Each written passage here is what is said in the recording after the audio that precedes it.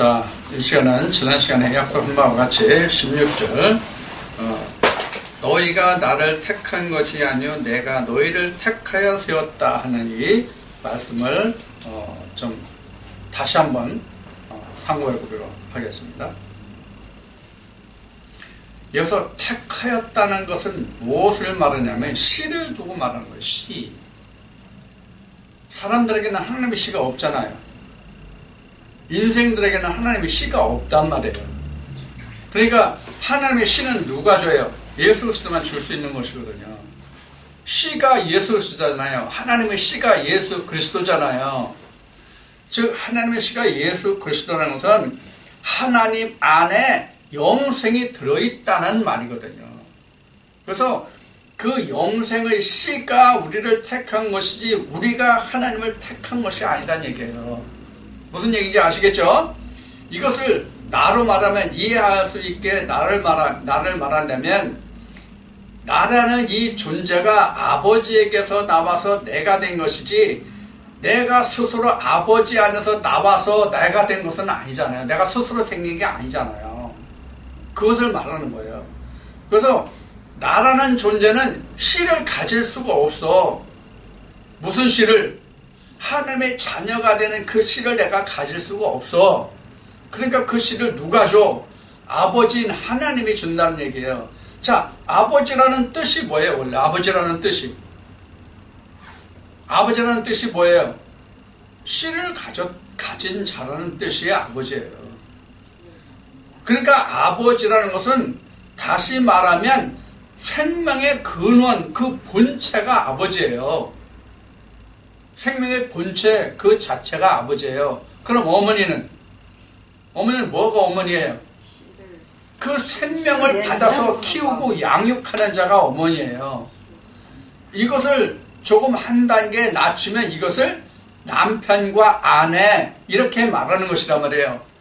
그래서 모든 성경에서 기록한 하나님을 남편으로 표현했고 남자로 표현했고 모든 사람들을 여자로 표현했고 아내로 표현했고 그런 것이란 말이에요.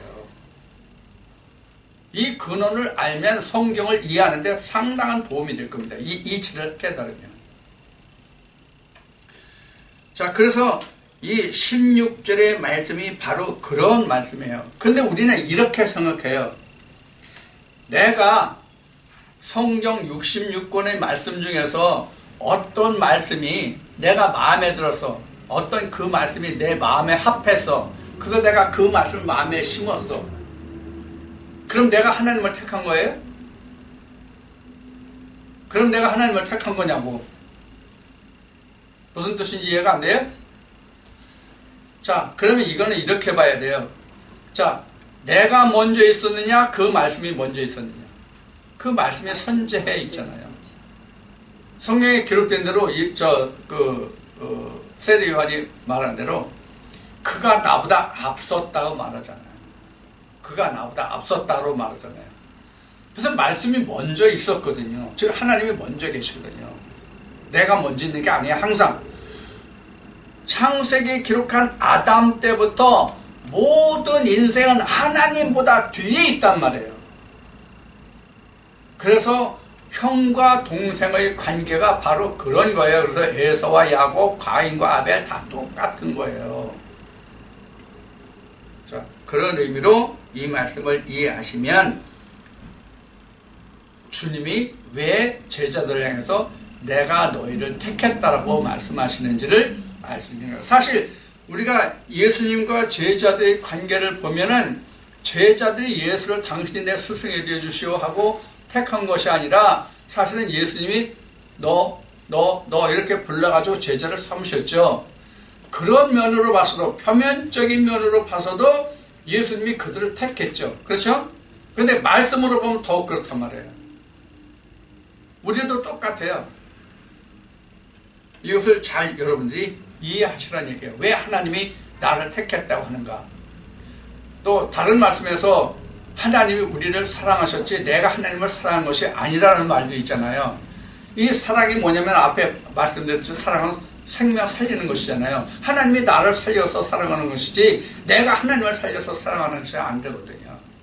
그것을 여러분들이 꼭 염두에 넣어주시기를 바랍니다.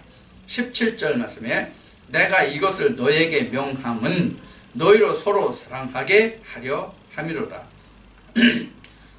지금 말씀드린 바와 같습니다. 사랑이라는 개념이 18절에 세상이 너희를 미워하면 너희보다 먼저 나를 미워한 줄을 알라. 왜 예수님이 제자들을 향해서 너희를 미워하면 너희를 미워하기 전에 나를 미워한 것이라고 말씀하시나요? 왜 이렇게 말씀하셨을까요? 자, 그러면 이렇게 얘기합시다. 생각해 봅시다. 제자들을 세상이 미워하는 이유가 사람으로 인해서입니까? 그 제자들의 입으로 나오는 예수 그리스도의 말씀을 인해서입니까?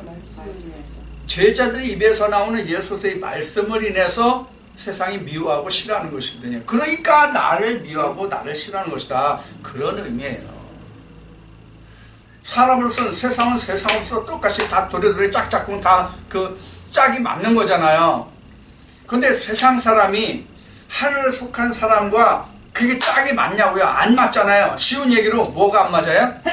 이상이 안 맞잖아요. 그것을 여기서 예수님이 지금 말씀하고 계신 거예요. 17절에서.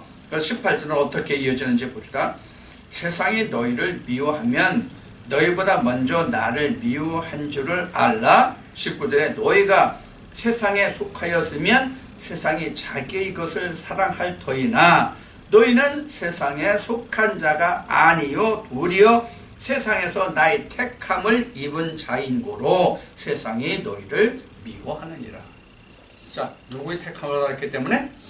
나의 택함을 받았기 때문에. 자, 앞에서 말씀드린 바와 같이 16절에서 말씀드린 바와 같이 예수님이 너희를 택했다는 것은 내가 베드로야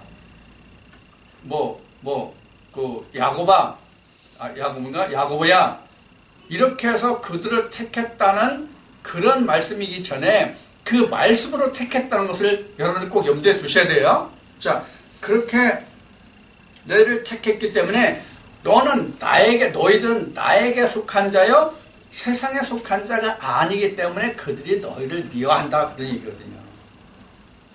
그러니까 사람을 두고 미워하는 것이 아니라 사람은 다 똑같은 사람이로되 그 속에 들어있는 사상, 말씀 이것이 무엇이냐에 따라서 서로 좋아지는 부류와 싫어하는 부류가 있다는 얘기예요. 우리도 그 세상의 속담에 뭐라고 얘기를 하죠? 다 끼리끼리 모인다. 초록은 동색이다라고 얘기나? 뭐 그런 속담이 있잖아요. 그래서 그것과 지금 똑같은 얘기예요. 그래서 한 교회에서 내용을 보더라도 한 교회에서 사람들도 보면은 그 모이는 그 그룹이 다 달라요. 그렇죠? 모이는 그룹이 다 다른데 다 믿음으로 좀 다르거나 세상의 지위가 다르거나 가진 것이 좀 없고 있고의 차이가 있거나 바로 이런 것이 되잖아요. 그래서 없는 사람은 가진 사람들의 모임에 들어가지를 못하고 들어가서도 거기서 견디지 못하죠. 그 사람들이 놀고 그 사람들이 행하는 그것에 대해서 자기는 거기에 부합할 수 있는 여건이 안 되니까 거기서 화합을 못한단 말이에요. 똑같단 말이에요. 말씀에서도. 그래서 우리가 이제 그동안 겪었던 바와 같이 너 좀 말하는 게 이상하다. 너 나하고 달라. 뭐가. 너 요새 이상한 데 다니는 거 아니야? 이런 얘기를 바로 하는 게 그런 거란 말이에요. 그런 거 다 겪었잖아. 지금도 겪고 있고. 다 이런 것을 말하는 거예요. 그래서 너희가 세상에 속하였다면 즉 너희가 내 말씀에 거하지 않고 세상의 말에 거하였다면 그래서 앞에 세상을 말하는 거예요. 그래서 자, 세상이 주는 평안과 같지 않다는 말씀에서 세상은 뭐라고 그러겠어요? 바리새인들 사람들이 교훈해 주는 것 같지 않다는 말씀을 드렸잖아요. 지금 여기도 세상에 속하지 않았다고 하는 것은 바로 바리새인들과 그들의 교훈에 속하지 않았다는 뜻이란 말이에요. 결국은 여기서 세상에 속하지 않았다 이렇게 얘기했지만 그럼 세상에 속하였다는 것은 뭐예요? 사람의 교훈과 사람의 지식에 너희가 속하지 않았다 그런 뜻이란 말이에요.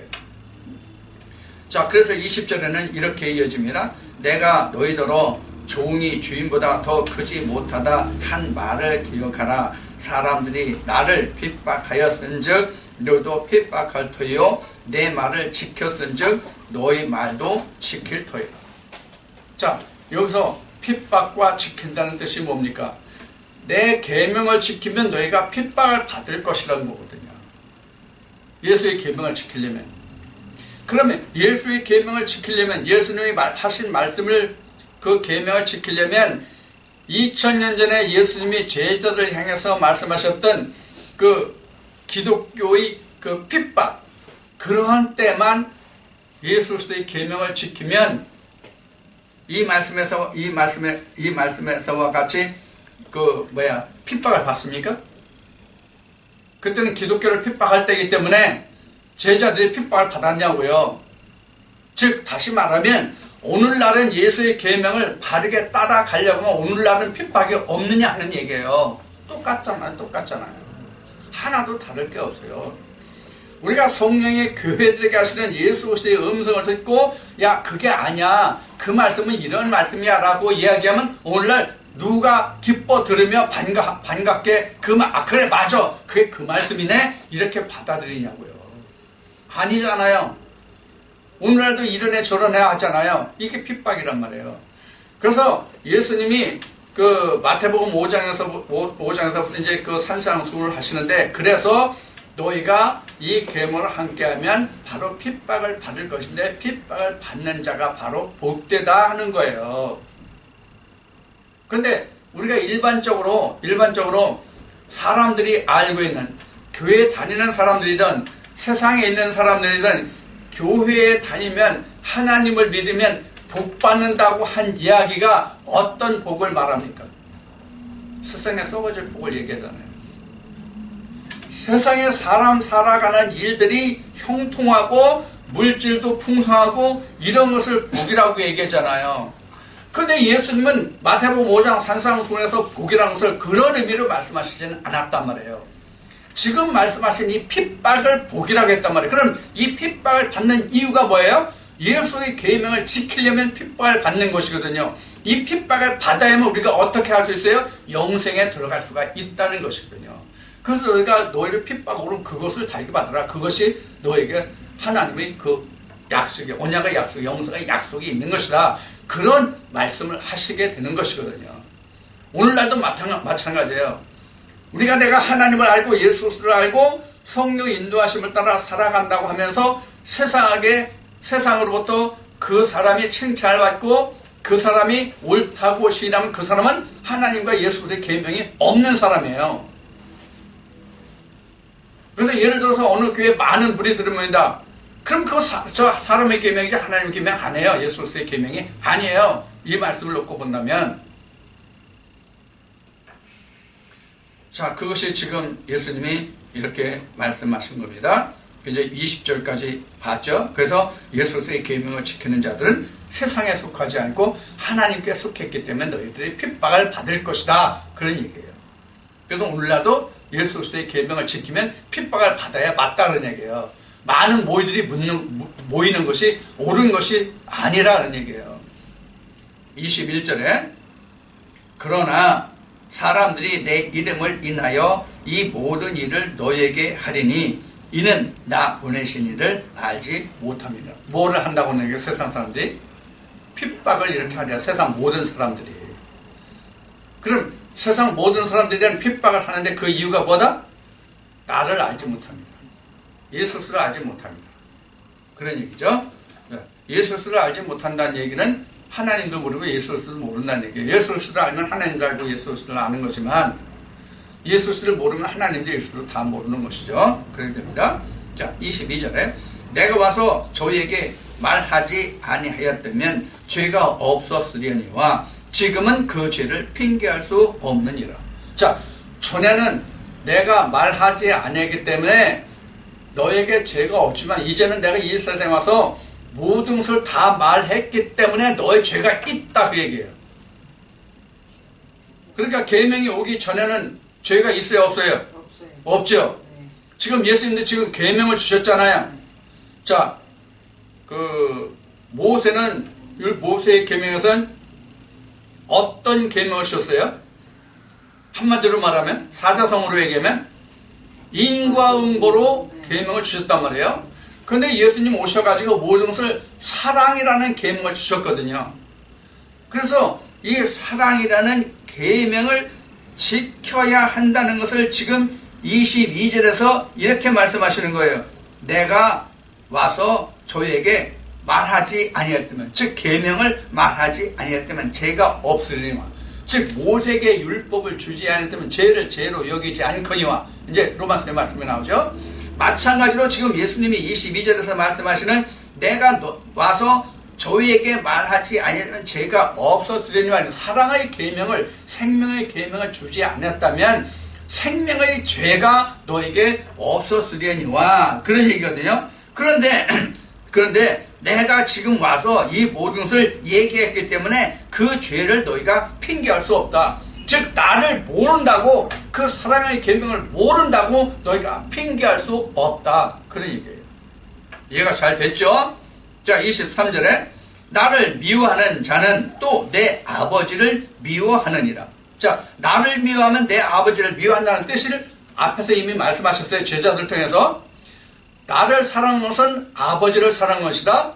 그래서 너희가 세상 사람들이 미워하면 너희를 미워하는 것이 나를 미워하는 것이다. 나를 미워하는 것은 아버지를 미워하는 것이다. 이렇게 말씀하셨죠.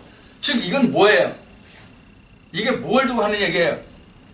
어떻게 됐기 때문에, 죄자들이 어떤 상태가 됐기 때문에 그것이 곧 아버지까지 그 연계가 됩니까? 삼위일차가 되었기 때문에. 삼위일차가 되었기 때문에 너희를 미워하면 나를 미워하는 것이요, 나를 미워하면 아버지를 미워하는 것이요, 이렇게 되는 거죠. 하나가 됐기 때문에, 아버지와 예수가 제자들 속에 있기 때문에 그런 거예요. 자, 그래서 지금 23절에 기록된 말씀같이 나를 미워하는 자는 또 내 아버지를 미워하느니라 그랬어요. 내 말씀을 안 받으면 내 아버지를 미워하는 것이다, 그런 얘기예요. 24절에 내가 아무도 못한 일을 저희 중에서 하지 아니했다면 저희가 죄 없었으려니와 지금은 저희가 나와 및 내 아버지를 보았고 또 미워하였도다. 자, 지금 24절에서 예수님이 말씀하시는 내가 아무도 못한 일을 저희 중에서 행하였다. 이게 무슨 뜻이에요? 이게 무슨 뜻이에요? 앞 시간에 말씀드렸잖아요. 그 맹물로 포도주를 만드는 것부터 죽은 나사를 살리는 그것까지 다 했잖아요. 즉 예수님이 하신 말씀은 맹물이 포도주가 돼서, 즉 생명수가 되게 해가지고 그로 인해서 죽은 나사를 살리기까지 역사예요. 이게 한 사이클이에요. 자, 그럼 이 혼인잔치가 바로 뭐예요? 뭘 의미하는 거예요? 가나 혼인잔치가 뭘 의미하는 거예요? 이 혼인잔치가 마태복음 24장에서 그 슬기로운 처녀, 미련한 처녀 이거 나오지만은, 이 혼인잔치가 뭐예요? 하나님의 심판대가 바로 결혼잔치예요. 그 결혼잔치에서 포도주를 내가지고, 즉 생명의 말씀을 내가지고 죽은 자가 살아나는 것이 끝이잖아요. 이것이 예수님이 하신 일이란 말이에요. 그것을 지금 말씀하시는 거예요. 우리도 지금 포도주로부터 시작해가지고 맹물이 포도주로 시작해가지고 포도주가 되어서 그 포도주가 된 사람만 죽은 자 가운데서 살아나는 사람이 되는 거예요. 오늘 우리에게도 무슨 얘기냐면, 예수님의 말씀을 듣고도 그것이 포도주로 되지 아니하면 예수 그리스도의 능력이 나타나지 않잖아요. 즉 예수 그리스도의 성령의 역사에 그가 들어갈 수 없잖아요. 참여할 수가 없잖아요. 그가 어떻게 죽은 자 가운데서 살아나는 역사를 자기가 체험하겠냐고요. 무슨 뜻인지 이해가 되시죠? 그래서 오늘날도 성령의 교회에 들어가시는 그 말씀은 내게 아직 포도주가 아니에요. 맹물이란 말이에요. 그 생수란 말이에요. 그 생수가 포도주로 돼야 된단 말이에요. 그럼 포도주가 되면 뭐가 되는 거예요? 포도주가 되면, 맹물이 포도주가 되면 뭐가 달라요? 생수가 포도주가 되면 뭐가 달라지는 거예요? 포도주는 바로 그 바울이 디모데에게 편지한 것 같이 포도주를 마시면 능력이 나타나잖아요. 그런 의미란 말이에요.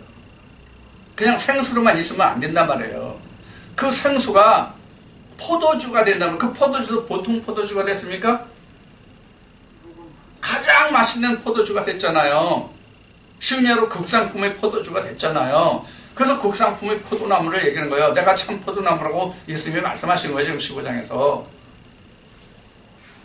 자, 그러면 아무리 극상품의 포도로 밟아 으깨서 포도주를 담가놨다고 할지라도 그 포도즙이 바로 포도주가 되느냐 그 얘기예요. 돼요? 그 의미가 바로 생수예요. 그 의미가 바로 예수님이 가나 혼인잔치에서 독에 물을 부었다는 뜻이에요. 그게. 그 독은 우리를 의미하고 우리 마음을 얘기하고요.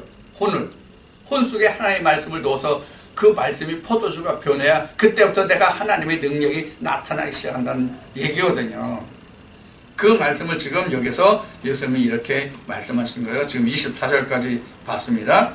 그래서 지금 내가 너에게 와서 모든 일을 행하였기 때문에 너희는 이제 죄에 대해서 이제 핑계하지 못한다. 그런 얘기입니다. 자, 25절 말씀을 보겠습니다. 그러나 이는 저희 율법에 기록된 바 저희가 연고 없이 나를 미워하였다 한 말을 응하게 하려 합니다. 자, 연고 없이 나를 미워했다는 말이 뭐예요? 이 연고가 어떤 연고예요?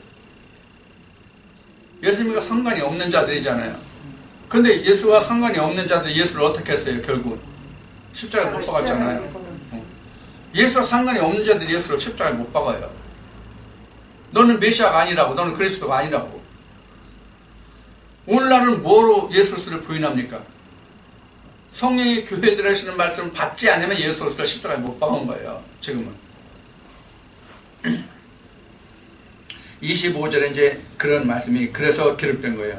저희 율법에 기록된 바.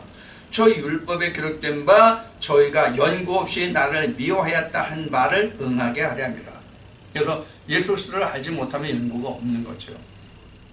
자, 그 다음에 26절에 내가 아버지께로서 너에게 보낼 보혜사 곧 아버지께로서 나오시는 진리의 성령이 오실 때에 그가 나를 증거하실 것이요 너희도 처음부터 나와 함께 있었으므로 증거하느니라. 그럼 여기서 증거를 누가 하는 거예요? 누가 하는 거예요? 누가? 지금 성령이 증거하고 그 다음에 또 누가 증거해요? 처음부터 예수님과 함께했던 제자들이 증거하고. 결국 누가 증거하는 거예요? 결국 누가 증거하는 거예요? 성령을 받은 제자들이 그 성령으로 증거한다는 뜻이에요. 성령을 받은 제자들이 그 성령으로 증거한다는 얘기예요. 그래서 성령과 너희가 처음부터 나와 함께 있었으니 너희가 이렇게 얘기한 거예요. 그래서 성령과 너희라는 그 말이 여기는 그렇게 기록된데 결국은 그 성령과 그 제자들이 너희 처음부터 나와 함께 있었음이라고 하는 것은 그 제자들에게 성령이 들어가면 그 성령이 제자들로 하여금 그 성령을 증거하게 된다는 거예요. 그래서 성령과 그 제자들이 함께 증거하는 결과가 되는 것이죠. 그래서 27절 말씀이 바로 그런 의미로 기록이 되어 있습니다. 자, 이제 이렇게 해서 이제 15장까지 끝냈는데 15장은 결국은 참 포도나무인 그 예수 그리스도에 붙어서 가지가 되어서 너희가 많은 결실을 하게 되면은 너희가 이렇게 내 안에 거하는 것이고 이렇게 내 안에 거하면 내 계명을 지키는 것이고 그것이 곧 사랑이다. 그래서 내가 가면 너희를 그 홀로 있지 않게 하고 성령이 너희에게 함께 할 텐데 너희들을 만약에 영접하면 나를 영접하는 것이고 또 아버지를 영접하는 것이다. 그런데 너희를 핍박하는 것은 너희가 나의 택함을 받았기 때문이고 세상이 너희와 함께하지 않기 때문이다. 그런 말씀을 하시는 것이죠. 그리고 내가 이 세상에 와서 모든 것을 다 행하였고 드러내었음에 너희가 이제 핑계치 못한다. 너희 죄가 그냥 있다. 이제 이런 말씀으로 기록된 말씀이 바로 요한복음 15장의 말씀이 됩니다.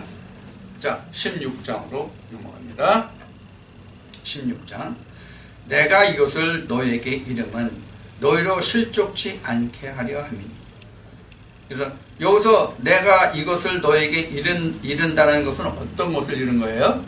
지금 14장에서 15장까지의 말씀이 다 예수님이 제자들에게 이런 말씀이에요. 그래서 14장부터 너희가 하나님 믿으니 나를 믿으라, 그러니까 너희는 염려하고 근심하지 말라, 이 말씀을 시작된 말씀이에요. 그래서 14장에서 15장까지 이렇게 이른 내가 너에게 말한 이 말씀을 너희가 실족치 않게 하기 위해서 내가 너에게 이 말을 했다, 그 얘기예요.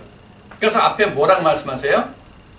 내가 너에게 이 말을 미리 하는 것은 나중에 일이 생길 때 너희가 이 일을 기억나게 하리라 말씀이 바로 이거예요. 믿게 하려니라, 기억나게 하리라, 바로 이 말씀이에요. 그래서 16장 1절에 내가 이런 것을 14장에서 15장까지 이런 모든 말을 너에게 한 것은 실족치 않게 하려 함이라. 사람들이 너희를 추례할 뿐 아니라, 추례는 내쫓는 것이죠. 추례할 뿐만 아니라 때가 이르면 너희를 죽이는 자가 생각하기를 이것이 하나님을 섬기는 예라 하리라. 자, 이때 이들이 추례하는 것이 어디에서 어디로 추례를 하는 겁니까? 내가 쫓기는 겁니까? 이제 바리새인들이 그때 운영하는 그 공회 있잖아요, 공회. 그 공회에서 쫓겨난다는 얘기예요. 공회에서. 그러니까 이게 우리가 창세기로 보면 아담과 하와는 선악과를 따먹고 추례를 당했잖아요. 근데 지금 이 바리새인들이 생각할 때 예수의 제자들을 바로 선악과를 따먹은 자로 취급을 받은 것이다. 그래서 자기네들은 하나님의 울타리 안에 있고, 바리새인들은 하나님의 울타리 안에 있고 하나님의 울타리를 망가뜨리는 예수 그리스도의 계명을 지키는 그 자들을 내어 쫓기면서 이것이 하나님을 섬기는 한 예다, 그런 얘기예요. 그러니까 자기네들만이 하나님을 바로 섬기는 거다. 그래서 하나님을 잘 섬기지 않고 포도는 여우가 이제 나왔는데 누가 보면서 그런 자들은 내가 쫓는다. 그러니까 이것은 이렇게 하는 것이 하나님을 섬기는 하나의 예다, 그런 얘기예요, 이것이. 그러니까 여기서 하나님을 섬기는 예라고 하는 것은 그것이 하나님을 섬기는 일에 마땅한 것이다, 그런 얘기예요. 오늘날로 얘기하면 이게 정통과 이단이라고 말할 수 있겠죠. 그래서 이단이 정통을 내어 쫓는 거예요.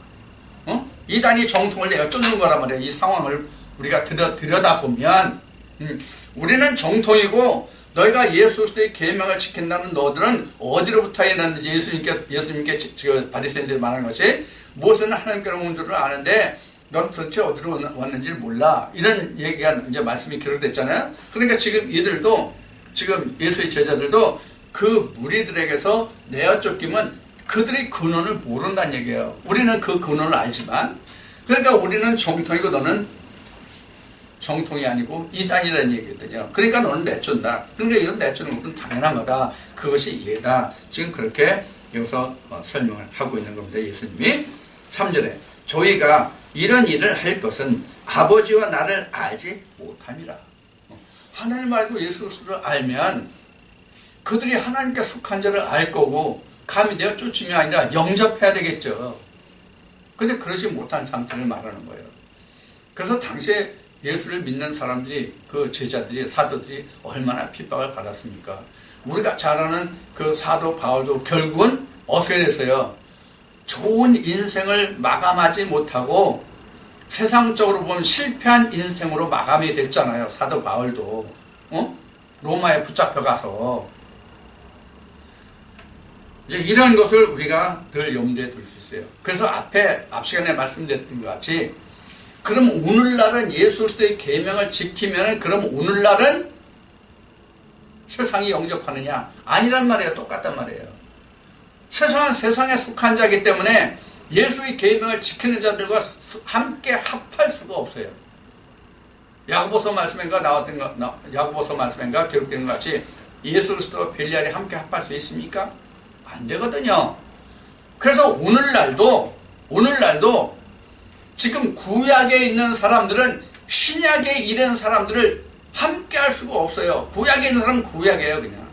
구약도 하나님의 계명에 들어온 구약도 있고, 하나님의 계명에 들어오지 못한 구약도 있어요. 오늘날도 영적으로 보면, 이게 이제, 이번 주일날이 21일날인가요? 주일날 21일날, 마태복음 13장에서 이 말씀이 이제 증거될 텐데, 오늘날도 똑같이 지금 하나님의 계명에 이른 자들도 있고 하나님의 계명을 사람의 계명으로 지키는 자들도 있고 그렇단 말이에요.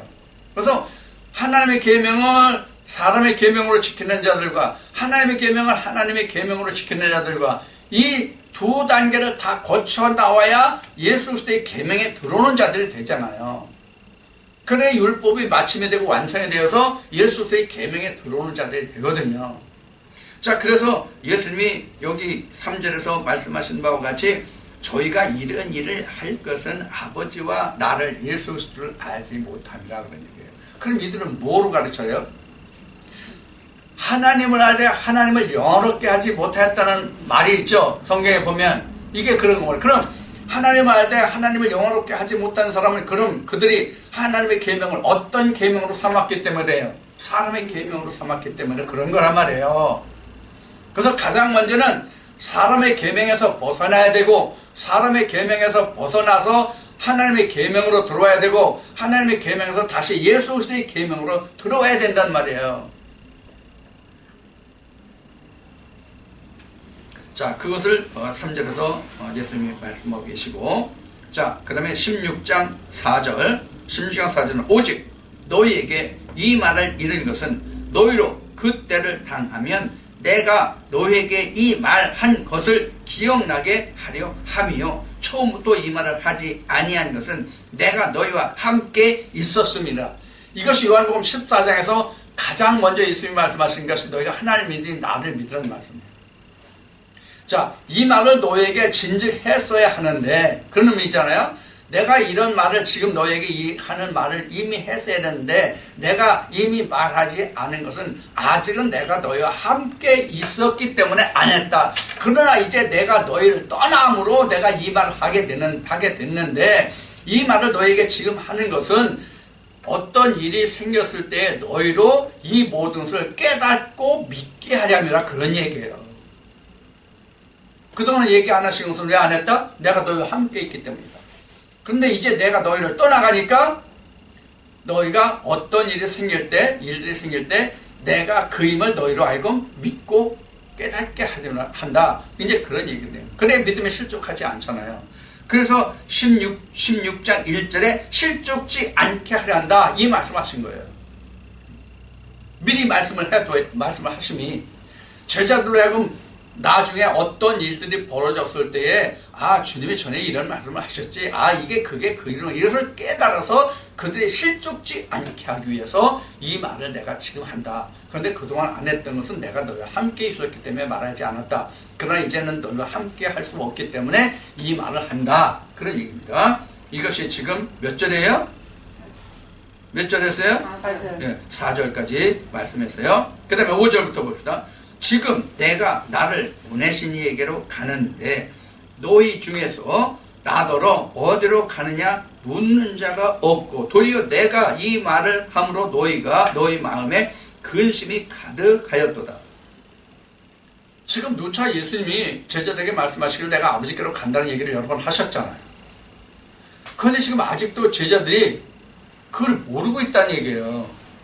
그래서 어디로 가느냐고 지금 묻는 자가 있다고 그랬어요? 없다고 그랬어요? 지금 5절에. 없다고 그랬어요. 그러니까 지금 주님이 아버지께로 간다는 이것을 아직도 제자들이 깨닫지 못하고 있다는 얘기란 말이에요. 그래서 묻는 자가 없고 도리어 내가 이 말을 함으로 내가 아버지께로 간다는 말로 인해가지고 오히려 근심이 가득하더라. 내가 그렇게 여러 번 얘기했는데. 그리고 내가 지금까지 말하는 14장에서 15장까지 말하면 하지 아버지께로 가면 내가 너에게 성령을 보내주겠다고 말씀을 지금 하셨잖아요. 그런데 제자들이 그 성령이 아직 뭔지를 몰라. 그러니까 어디로 갔냐고 묻지도 않고 오히려 갔나 보니까 염려하는 거야. 알았다면 뒤에 이제 말씀이 나오지만 너희가 이것을 알았다면 내가 아버지의 감을 너희가 기뻐했을 것이다. 그래야 성령이 오고 그들이 살아날 수 있으니까.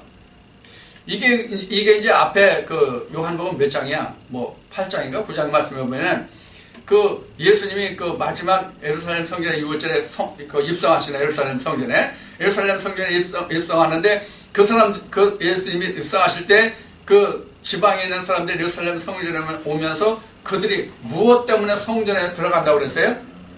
성결함을 입으려고 갔죠. 성결함을 입으려고 들어갔는데 그들은 예수 그리스도가 성전에 옴을 기다렸는데 성결함을 입고자 그들이 기뻐했습니까? 예수 그리스도가 오는 것을 자기네들 성결함을 입고자 해서 그들이 예수 그리스도를 기다렸습니까? 아니면 그 대제사장이 예수 그리스도가 오면 예수 그리스도를 잡으라는 것을 위해서 예수 그리스도를 기다렸습니까?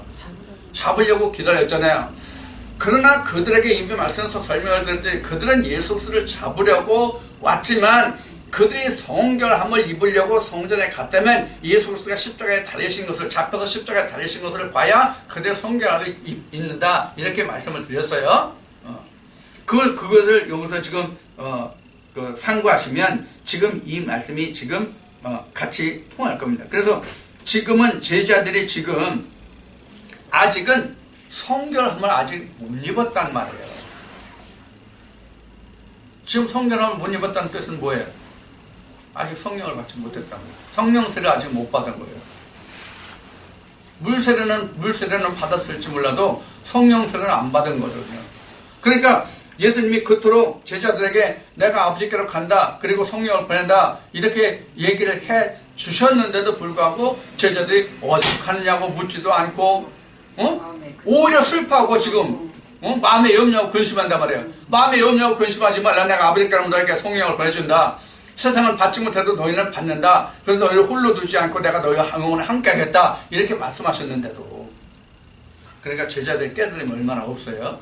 이 모든 걸 깨달으면 언제예요? 결론으로 보면 성령을 받아야 되죠. 오순절.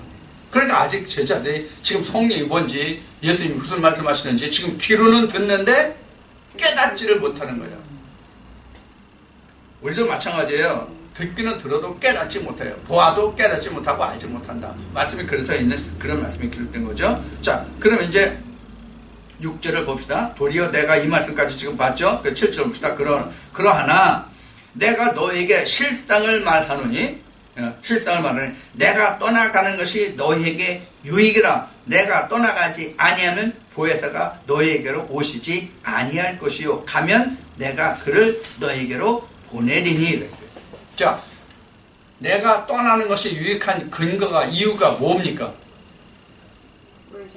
성령을 두고 말씀하셨어요.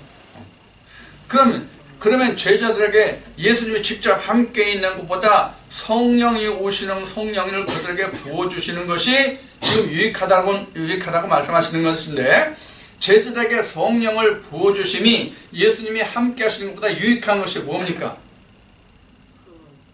제자들이 살아나잖아요. 제자들이 살아나서 예수의 실체를 알고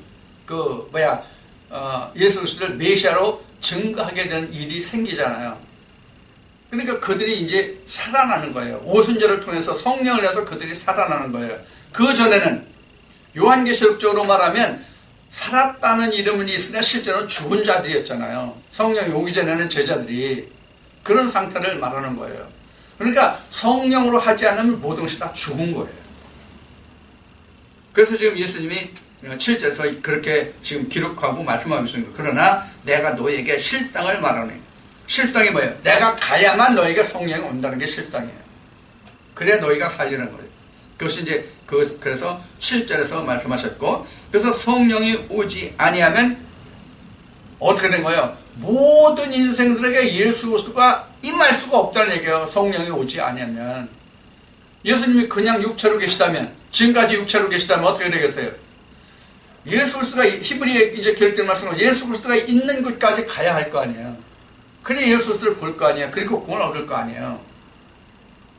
그래서 모든 인류에게 구원을 주시기 위해서 예수님이 성령으로 오신다는 약속을 하시게 된 거예요.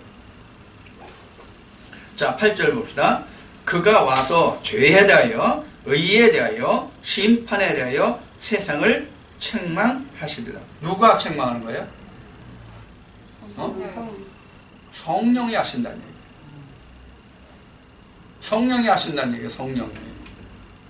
그럼 성령이 하신다는 얘기는 성령이 지금 이 말씀에서 이제 죄에 대하여 의에 대하여 심판에 대하여 성령이 모든 세상을 책망하시잖아요. 이 세상을 책망한다는 건 사람을 책망한다는 거예요. 그러면은 지금 이 성령이 심판에 대하여 의에 대하여 지금 죄에 대하여 책망하시는데, 즉 심판한다는 뜻이에요. 이렇게 하시는데 결국은 이게 누가 하는 거예요? 말씀이 하는 거예요. 말씀이. 그래서 예수님이 앞에 지금 말씀하셨잖아요. 내가 이미 이 세상에 와서 모든 것을 너에게 말했으므로 너희 죄가 그냥 있다. 핑계치 못한다. 이 말씀을 하신 거예요. 자, 그래서 이제 여기서도 지금 8절에서도 지금 말씀하심이 바로 모든 것을 심판하는 것은 지금 성령이었는데 결국은 예수 그리스도가 한다는 얘기예요. 그러니까 지금도 성령으로 인하지 않고는 죄에 대하여 의에 대하여 심판에 대해서 지금 말할 수 있는 권한이 없어요. 지금도요. 성령을 받은 자가 아니면 심판이나 죄나 의에 대해서 말할 권이 없다고요. 누가 말해야 하기 때문에? 성령이 말해야 되기 때문에. 그래서 성령으로 말하지 않는 것은 다 자기 마음과 생각에서 나는 거예요. 이 말씀이 지금 그렇게 증거된 거예요. 8절에. 그래서 이제 9절에 설명이 나와요. 이 죄, 심판, 의에 대해서 지금 설명이 나와요. 뭔가 하는 것은 이제 9절부터 설명이나 예수님이 하십니다. 죄에 대하여라 함은 저희가 나를 믿지 아니하며. 그럼 죄가 뭐예요? 예수 그리스도를 믿지 않는 거예요. 그럼 오늘날은 지금 앞에 말씀에 설명에 다 나왔지만 오늘날은 뭐를 그럼 죄라고 할 수 있어요? 성령의 교회에 들어가시는 말씀을 받아들이지 않고 믿지 않으면 곧 그게 죄예요. 교회 다니지 않는 게 죄가 아니란 말이에요. 교회 다니지 않는 게 죄가 아니라 교회에 다닐지라도 성령이 교회에 들어가시는 말씀, 즉 예수 그리스도의 음성을 듣지 못하면 그것이 곧 죄란 말이에요. 이해를 하셨죠? 그래서 오늘날 이제 교회 다니지 않는 사람들은 죄가 있기 때문에 심판을 받고, 교회 다닌다 할지라도 이런 일 저런 일을 했기 때문에 그 죄를 회개하지 않으면 하나님 구원에 들어가지 못한다. 죄를 심판을 받는다. 이렇게 말하는데 그런 것이 아니고, 좀 성경을 한 구절을 보더라도 제가 말할 때는 많이 읽는 것보다는 한 구절을 보더라도 온전하게 그 뜻을 뜯어봐라, 새겨봐라 이런 말을 하거든요. 그것이 하나님을 찾는 가장 첩경의 길이다 이런 얘기를 많이 하는데 지금 이 말씀이 바로 그런 거예요. 그럼 우리가 죄라는 것을 상당히 많이 말하잖아요. 도덕적인 것으로 말하면 우리가 죄를 이루 헤아릴 수 없이 많잖아요. 그러나 성경에서 말하는 죄는 바로 이거 하나예요. 예수 그리스도의 계명을 지키지 않는 것. 이것이 죄예요. 성경에서 말하는 죄라는 것은 천국에 갈 수 있는 조건이 있느냐, 갖춰졌느냐, 갖춰지지 않았냐가 죄의 기준이란 말이에요. 그래서 예수님이 말씀하신 바 내가 길이요 진리요 생명이라고 말씀하셨잖아요. 그래서 내가 아버지께로 나로 인하여 아버지께로 갈 자가 없다고 도마의 질문에 대해서 예수님이 답변하셨잖아요. 바로 이거란 말이에요. 그래서 아버지께로 갈 수 있는 길이 예배되지 않은 것을 바로 예수님은 죄라고 하신 거예요. 이걸 믿음이라고 한 거예요. 그러니까 믿음이라는 것을 다시 정리하면 예수 그리스도의 계명이 각자에게 있느냐 없느냐가 죄예요. 그 계명이 있으면 믿는 것이요, 그 계명이 없으면 믿는 것이 아니에요. 또 여기서 우리가 오해하는 부분이 하나 있어요. 뭐가 오해하는 부분이냐면 예수 그리스도의 계명이라고 하니까 성경에 있는 말씀을 내가 암송하고 그 말씀을 내가 기억하면 그것이 예수 그리스도의 계명이 있는 줄 알아요. 그게 아니에요. 앞에 하나님 안에 누가 있다고 그랬어요?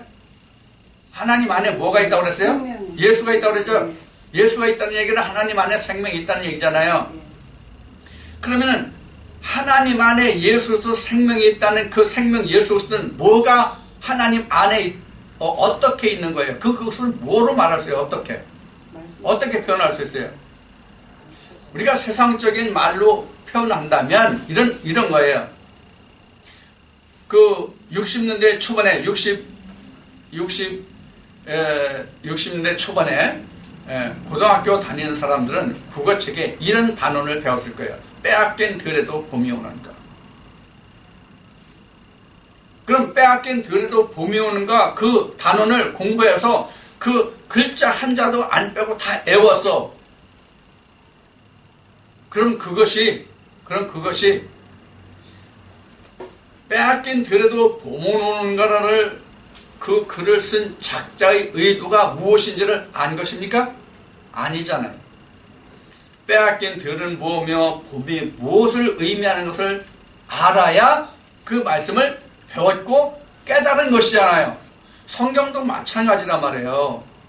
성경도 시편 그 87편인가에 기록된 말씀과 같이 옛날부터 있었던 그 모든 말씀을 뭐로 설명하셨어요? 하나님이?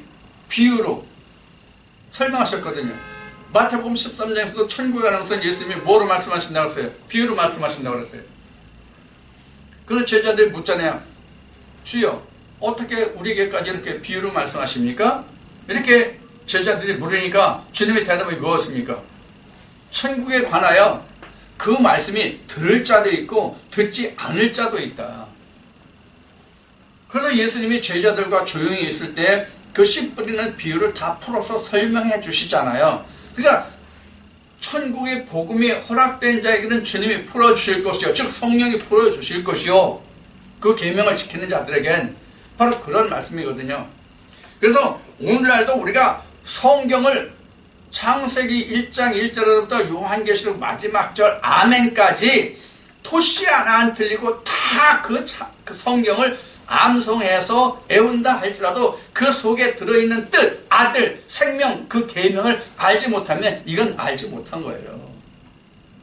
이건 성령이 교회들에 가시는 음성을 들은 게 아니란 말이에요.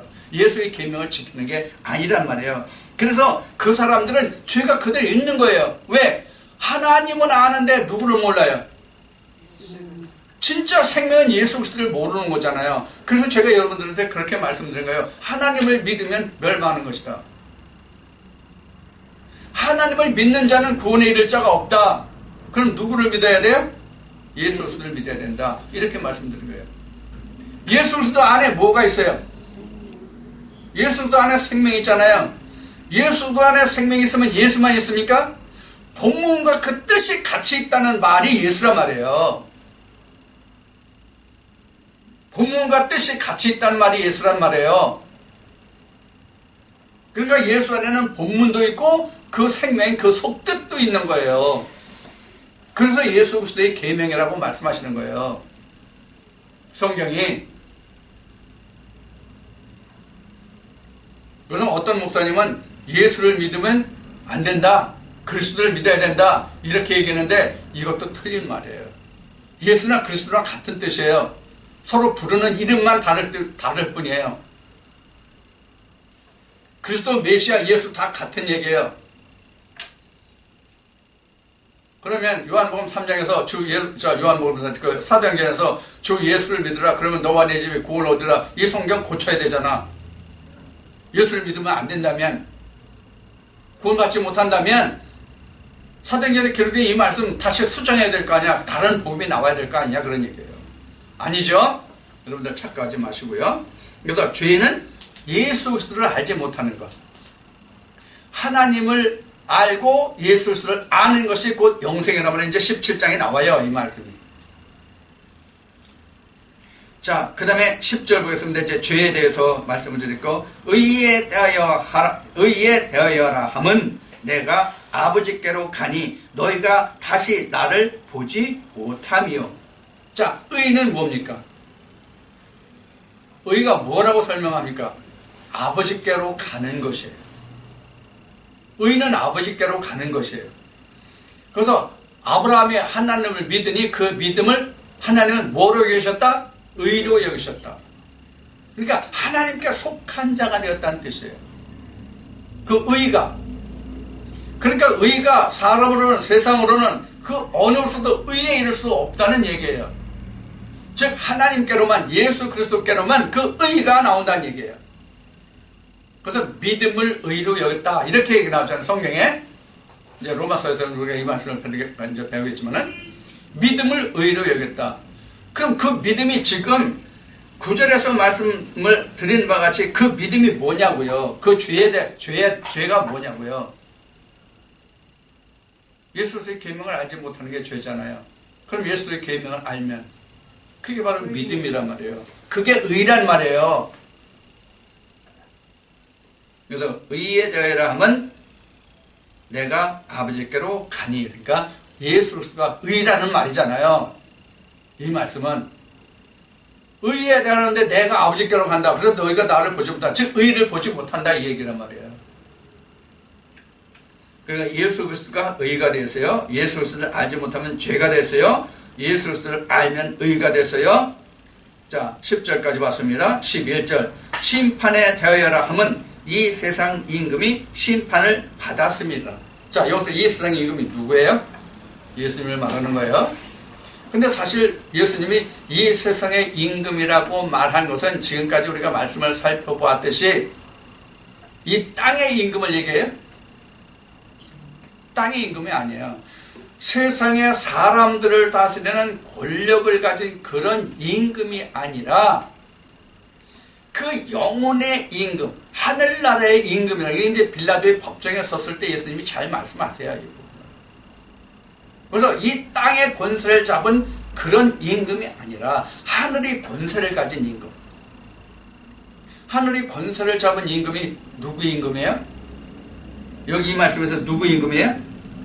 세상의 임금이잖아요. 그럼 세상의 임금이 누구 임금이에요?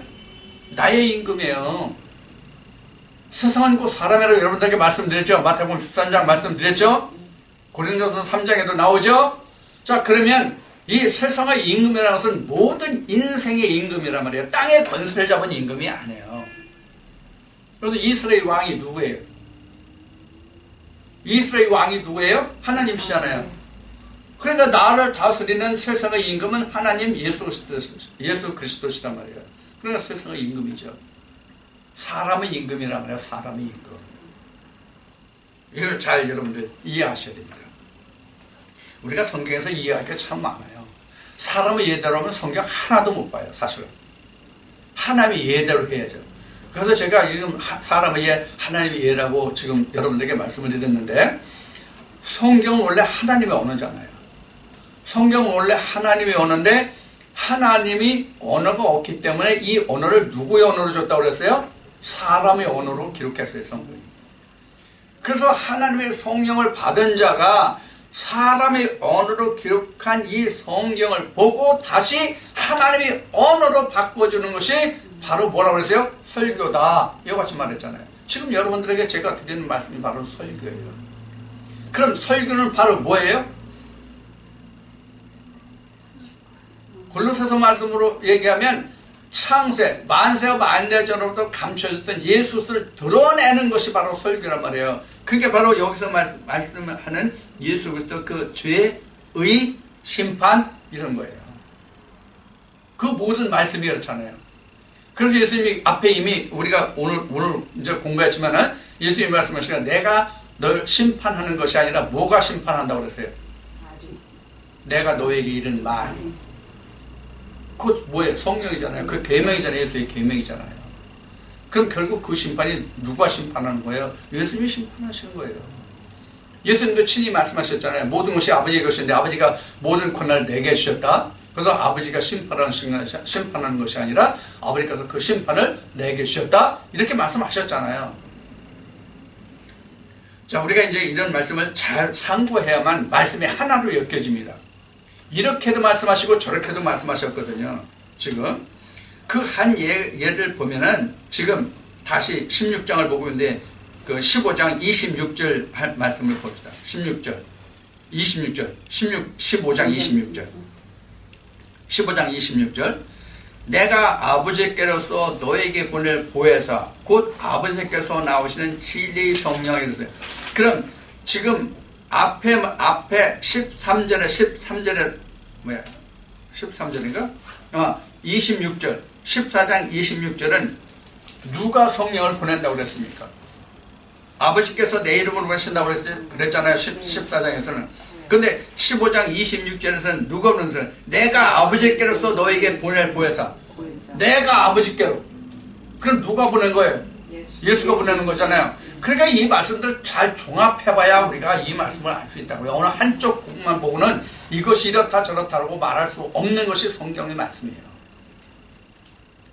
그래서 제가 말씀드릴 때 뭐라고 말씀드리면 말씀에 짝이 있다니 그 말씀을 풀어주는 짝이 이사야 31장에 있는 그 말씀에 그 짐승들을 여러 가지로 설명해서 그 뒤에 이사야 34장 16절에 너희가 여호와의 책을 자세히 보라 모든 것이 빠진 것이 없고 그 짝이 없는 것이 없다 이런 말씀이 나와요. 그럴 때는 많은 그 목사님들이 이렇게 말해요. 보라 그것이 어떻게 말씀이 짝이 있다는 것이냐 짐승이 짝이 있다는 것이다 이렇게 말들 한단 말이에요. 그러면 이사야 34장에 기록된 그 각종 짐승들의 그 짐승이 진짜 세상의 짐승이에요? 아니란 말이에요. 우리 학교 다닐 때 우리가 그 우화 같은 것을 이제 배우게 됐잖아요. 초등학교 때.